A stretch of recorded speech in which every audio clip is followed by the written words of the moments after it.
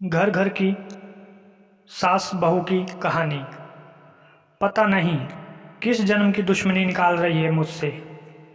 ऐसी छुई मुई बनकर बैठी रहती है जैसे मेरे आने से पहले 8-10 नौकर चाकर आगे पीछे फिरते रहते थे। थोड़ा बहुत हाथ पैर हिलाने से कौन सा शरीर घिस जाएगा इनका। सब कुछ मेरे भरोसे छोड़कर बैठ जाएगी। बाहर से थक कर आओ और फिर घर में आते ही रसोई में लग जाओ। वंदना खींचते हुए अपना सारा गुस्सा रसोई में बर्तनों पर निकाल रही थी। ऐसा नहीं था कि उसकी सास रुक्मणी जी को बहू के बड़बड़ाने का भान नहीं था, लेकिन वो भी ठिठाई पर थी। बहू की बड़बड़ाहट को एक कान से सुनकर दूसरे कान से निकाल रही थी। वंदना एक पढ़ी लिखी लड़की थी। उसका सपना था कि वो अपने पैरों पर खड़ी होगी। उसने नौकरी के लिए कई जगह आवेदन भी दे रखा था। इस बीच जब उसके लिए अनिकेत का रिश्ता आया तो उसने साफ साफ कह दिया कि वो शादी इसी शर्त पर करेगी, शादी के बाद उसे अच्छी नौकरी मिली तो कोई उसे नौकरी करने से नहीं रोकेगा। आखिर इतना पढ़ने लिखने के बाद वो घर पर नहीं बैठ सकती। अनिकेत और उसके घर वालों को इस बात से कोई आपत्ति नहीं थी कि उनकी बहू नौकरी करेगी, इसलिए दोनों तरफ से खुशी हुए रिश्ता हो गया। शादी के कुछ दिनों बाद ही वंदना को ज्वाइनिंग लेटर आ गया।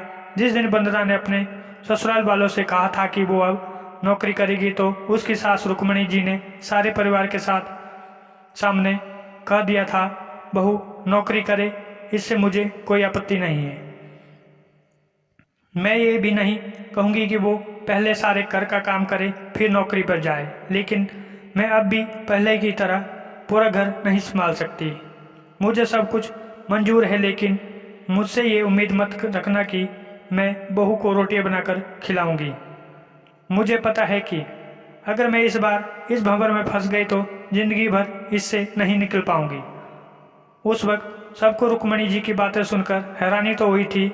उनके पति ने तो ये भी कहा कि मुझे नहीं पता था कि मेरी सीधी सरल पत्नी भी सास बनते ही अपना रूप बदल लेगी।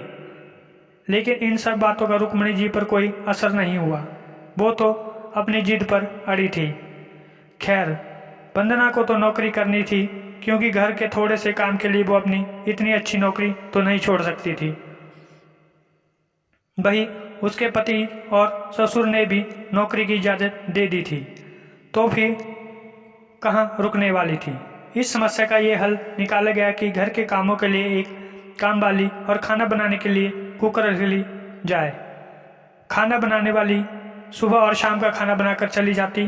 वंदना का काम था ऑफिस से आकर बस खाना परोसना। यूं ही दिन निकल रहे थे।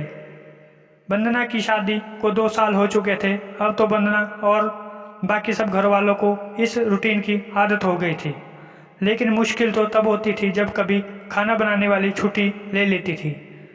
ऐसे ही कुछ इन दिनों 2 दिनों से हो रहा था, जिस कारण से वंदना खिंची हुई थी। ऑफिस से आकर रोटियां बनाना उसे बहुत बड़ा बोझ लगता था। वैसे तो रुक्मणी जी इन दिनों में सब्जियां काट कर बना देती थी, लेकिन बहू के ऑफिस से आने के बाद रसोई में झांकती भी नहीं थी। उस समय वंदना को अपनी बैठी हुई सास बहुत चुभती थी। वो बड़बड़ाती रहती और रोटियां बनाती रहती। बाद में अपनी माँ से फ़ोन पर भर भर कर शिकायतें करती, जिसके बाद उसे थोड़ा सा सुकून मिलता था। कुछ दिनों बाद वंदना के भाई की शादी भी तय होगी। वंदना की होने वाली भाभी भी नौकरी पेशा थी। वंदना की माँ ने सगाई के वक्त ही खुश होते हुए गर्व से कह दिया, भाई मैं तो और सासों की तरह नहीं हूँ जो बहू के आने पर हाथ धरकर बैठ जाऊँ। जब अभी तक पूरा घर संभाल रही थी तो अब क्यों नहीं। मेरी बहू को मेरी तरफ से पूरी छूट रहेगी। जब एक माँ अपने बच्चों को रोटियां बनाकर खिला सकती है तो बहू को क्यों नहीं खिला सकती।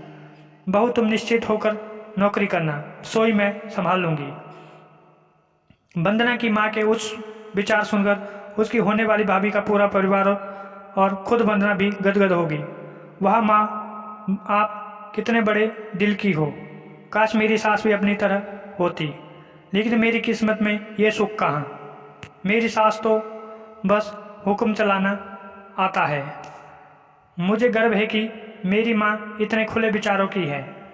अपनी चिड़चिड़ाहट निकालते हुए वंदना बोली, कुछ दिनों में ही वंदना के भाई की शादी हो गई और कुछ दिनों बाद ही वंदना की भाभी ने अपनी नौकरी ज्वाइन कर ली। वंदना की माँ भी अपने बहू को हथेलियों पर रखती थी। सुबह उसका नाश्ता, टिफिन, फिर रात का खाना भी तैयार रखती थी। अपने हाथों से परोस कर सबको खाना खिलाती थी। उनकी बहू भी मम्मी जी करती हुई अपनी पसंद नापसंद बताती रहती थी, जिसे वंदना की माँ बड़े चाव से पूरा करने में लगी रहती थी। खुशी खुशी दिन बीत रहे थे, लेकिन ये प्रक्रिया धीरे धीरे अब उदासीनता में बदल रही थी। वंदना की भाभी को अब कुछ भी ना करने की आदत पड़ गई थी। एक दिन जब वंदना फ़ोन पर अपनी माँ से बात कर रही थी तो उसकी माँ बस से रो पड़ी। बेटा, मैं इतना करती हूँ तेरी भाभी के लिए, फिर भी उसे मेरी कदर नहीं। अरे, मेरी दी हुई छूट अब मुझ पर ही भारी पड़ने लगी। क्या हुआ माँ, आप ऐसे क्यों बोल रही हो? आप तो भाभी का मुझसे भी ज़्यादा ध्यान रखती हैं। क्या भाभी ने आपसे कुछ कहा है? वंदना बेचैन होते हुए पूछने लगी। कुछ क्या बेटा, अब तो सब कुछ वो मुझे ही कहती है।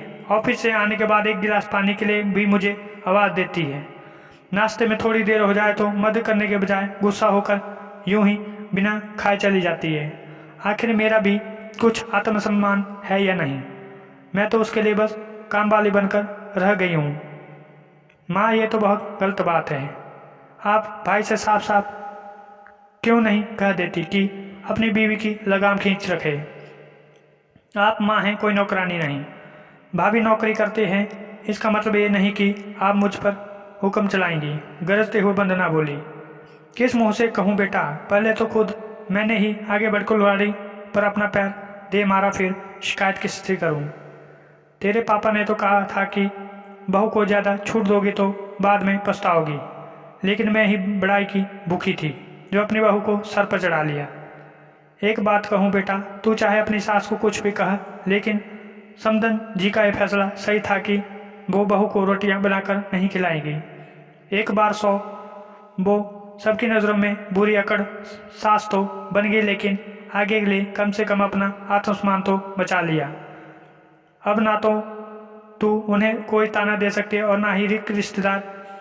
काश मैंने भी शुरू में से ही ये घर गृहस्थी की पूरी जिम्मेदारी अपने सिर पर लेने से इनकार कर दिया होता तो आज मेरा यह हाल ना होता।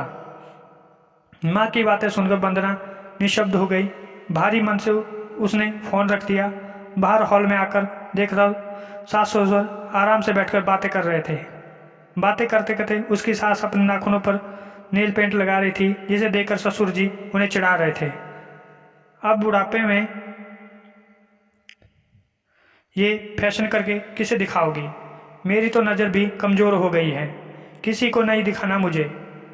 मैं तो अपनी खुशी के लिए लगाती हूँ, सारी उम्र तो घर गृहस्थी में उलझी रही। अब अवकाश का वक्त आ गया है तो अपने शौक पूरे कर लूँ। पता नहीं कब भगवान के घर बुलावा आ जाए। वंदना की सास मुस्कुराते हुए बोली। पता नहीं आज क्यों वंदना अपनी सास की बातें सुनकर चिढ़ नहीं रही थी, बल्कि वो भी मुस्कुरा उठी। सही तो कह रही थी मम्मी जी, एक गृहिणी को अपने लिए वक्त ही कब मिलता है। पहले अपने बच्चों को पाल पोस कर बड़ा करो, फिर कामकाज बहू आ जाए तो उसे और उसके बच्चों को संभालो। काश मेरी माँ ने भी मेरी सास की तरह पहले ही कह दिया होता तो कि बहू को रोटियां बनाकर नहीं खिला सकती, तो आज उनका ये हाल नहीं होता। आपको हमारी यह कहानी कैसी लगी कमेंट में ज़रूर बताएं और लाइक और सब्सक्राइब करना न भूलें। धन्यवाद।